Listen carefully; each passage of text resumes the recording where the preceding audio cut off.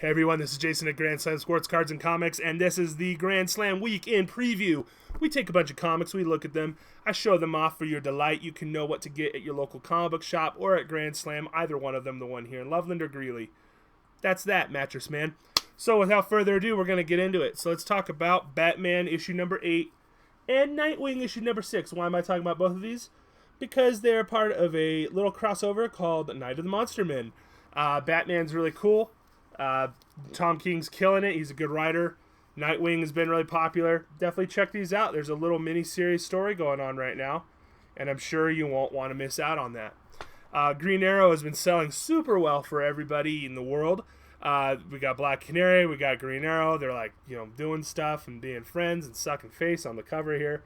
And yeah, this is classic Oliver Queen. So definitely check out issue number 8 of Green Arrow.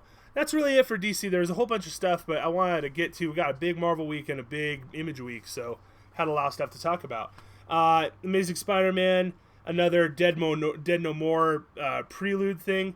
This one here, basically the whole Dead No More thing. There's a guy named Jackal. Apparently, he's like bringing people back from the dead. He's got like a serum or something. So some people from Spidey's past are coming back, and he's not hip to that.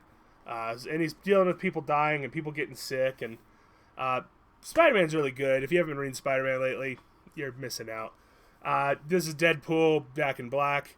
I mean, it looks like Deadpool and it looks like Venom. It looks like Deadpool Venom. I can't even say it. It's like Wade Venom. I don't know. Definitely check it out if you're into Deadpool. This is one of the big ones this week. This is Champions issue number 1. We ordered a lot of this one. This is a big book. This is basically the kids from all the Avengers books have gone off. They're starting their own team. They hate what's going on. Like, they're pretty sick of the Civil Wars, just like everybody else is. They're sick of all the infighting. It's like, let's just be heroes, man. Let's just get out there and change the world and fix buildings and help children walk across the street. This will be good guys. That's what Champions is about. The kids are changing the name of the game. No more infighting. It's just fun. So definitely check out Champions. If you get Champions, you might be able to get a Champions pin. And when you buy it, go hashtag Champions on your Twitter. Let people know that you want to be a champion. All right. Got Death of X issue number 1. This is a big story here. Basically, what happened to Scott Summers, this guy. He died. He was dead. If you've been reading X-Men books, it doesn't make any sense because they didn't talk about it. This is how we find out. This is also a prelude for IVX, which is Inhumans versus X-Men. It's a big battle thing. Basically, the Inhumans are to blame. The whole Terrigenesis thing, they've been talking about it. This deals with the specifics. Check that one out. Do you like Netflix? I love Netflix because it's got all sorts of great content on there, like Jessica Jones, the TV show. This is the new comic book. This is by Brian Michael Bendis, art by Michael Gaydos. Originally did everything for Alias, which is a superb comic book for mature readers. Definitely check it out. This one's for mature readers. They brought the team back. I'm so happy. We also got Cage issue number 1. This actually has nothing to do with the other thing, the Netflix thing, but it's at least Cage. He has a show. This is basically Gendy Tartakovsky. Just kind of like, I just love 70s Luke Cage. I mean, literally on the first page, it literally says 1977 New York, city of big buildings, big shoes, big shirts, and big crime. So this is like old school throwback. He's got a tiara, or whatever they're called, power. Somebody told me it was like a power emblem. Whatever, man. On to some indie stuff. Big Trouble in Little China and Escape from New York. I mean, finally, Jack Burton and Snake Plissken in the same room, same place, same time. Too much to handle. I have to go. But seriously, like, if you don't know anything about these two, you're not from the 1980s.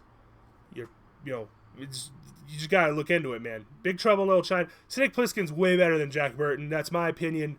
I could be wrong. We could fight. Jack Burton's like, he probably wouldn't agree with me. Sorry, Jack. A lot of cool Image stuff this week. This is Cannibal issue number 1. I haven't actually read this one, but it was established in 1986 as a Southern original. This is the one I haven't read yet of the ones that have come out. This one looks pretty slick. It's got some good stuff going on in here. Looks like a Southern noir. Definitely check that out. Bucho, Leto, and Young. Green Valley. This one's tight. I read this one. This is by Max Landis. He did a Superman book this last year.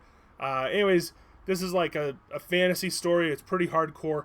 Nothing really mind-blowing yet, but it's basically about the heroes of Caldonia, and they're fighting off some like sweet barbarian, and things go wrong. There's a mistake, and bad things happen. Cool stuff. This book, I actually haven't read this one yet either, but this is called Romulus, and this one I'm going to read because the art looks tight. Really cool stuff, little action stuff. Might have something to do with vampires, who knows really. But this is Romulus, this is by Hill and Blake. I don't actually know who those two are. Brian Hill and Nelson Blake II, the artist. So check this one out too. These are all #1s, so you can jump on here and get those books, and a lot of people really like image books to jump on. This is the last one that I'm going to talk about, is Moonshine, issue #1. This is by a guy named Brian Azzarello and Eduardo Riso. They are pretty famous. They did a book, a pretty popular book. It is called, I'm going to let you feel it, it's 100 Bullets. And 100 Bullets was really good. This is Moonshine.